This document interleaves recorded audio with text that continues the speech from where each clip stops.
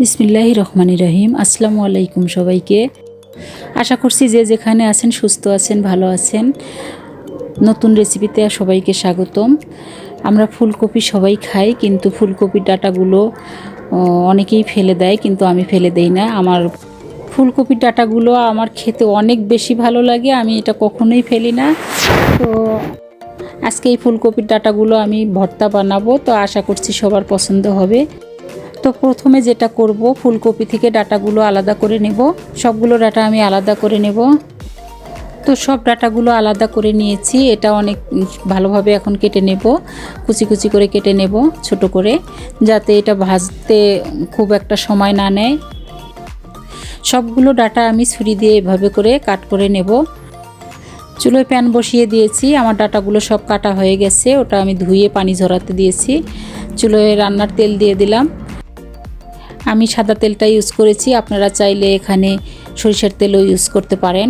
তো এখানে আমি শুটকি দিয়ে দেব। শুটকিগুলো আগে থেকেই ধুয়ে রেখেছিলাম গরম পানি দিয়ে। এটা রূপচাঁদা মাছের শুটকি, এটা যে কোনো শুটকি আপনারা ব্যবহার করতে পারেন। তো শুটকিগুলো হালকা যখন ফ্রাই হয়ে যাবে, এখন দিয়ে দেব কাঁচামরিচ এবং রসুন অ্যাড করে দেব। এখন দিয়ে দেব কেটে রাখা ফুলকপির ডাঁটাগুলো। এখানে এখন কালারটা সুন্দর হওয়ার জন্য দিয়ে দিব হাফ টি স্পুন হলুদ গুঁড়ো, আর দিয়ে দেব 1 টিস্পুন লবণ। লবণটা দিলে খুব তাড়াতাড়ি সিদ্ধ হবে এবং পানিটাও খুব দ্রুত বের হয়ে আসবে, এটা ফ্রাই করতে সুবিধা হবে। এখন দিয়ে দেব ধনেপাতা।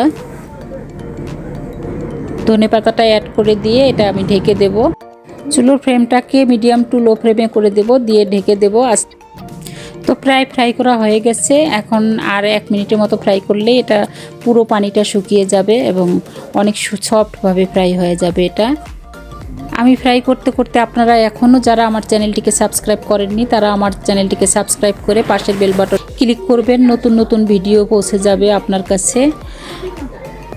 এবং আজকের ভিডিও যদি আপনাদের পছন্দ হয়ে থাকে, লাইক কমেন্ট করতে ভুলবেন না। সুন্দর একটা কমেন্ট করে আমাকে জানাবেন। তো ফ্রাই করা হয়ে গেছে, এখন এটাতে শিল নোড়াতে এটা বেটে নেব।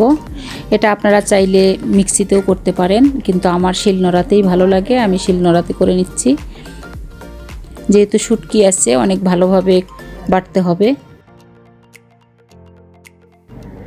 ভর্তা বানানো হয়ে গেছে। সব শেষে লবণটা চেক করতে ভুলবেন না, যেহেতু একবার লবণ দেওয়া হয়েছে, লবণটা চেক করে তারপরে দিতে হবে। তো আজকে এই পর্যন্তই। সবাই ভালো থাকবেন, সুস্থ থাকবেন। আবার দেখা হবে নতুন আরও একটি ভিডিওর সাথে। আল্লাহ হাফিজ।